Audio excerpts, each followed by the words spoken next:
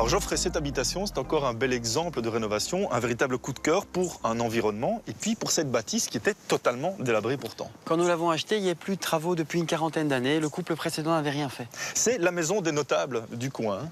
Oui, tout à fait. Elle appartenait à un grand industriel qui, en 1901, a acquis le terrain à l'ancien charbonnage et a construit ce manoir. Et dès le départ, malgré l'état de la maison, vous vous dites on peut faire quelque chose. Oui, nous avions envie de dépoussiérer donc le côté classique d'origine, on lui donne une empreinte beaucoup plus moderne. Eh ben, on va aller découvrir ce que ça donne à l'intérieur en commençant par les caves et c'est justifié. Allons-y.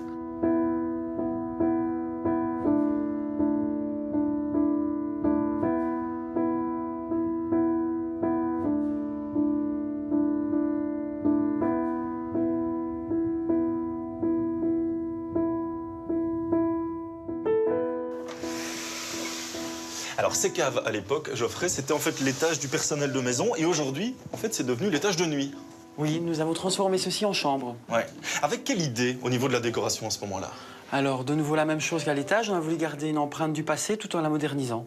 Avec certains éléments que vous avez gardés, comme par exemple ce carrelage dans le couloir qui est magnifique, qui est d'époque. Il est 1901, oui, nous avons su le garder, la partie qui est abîmée, on a dû l'enlever.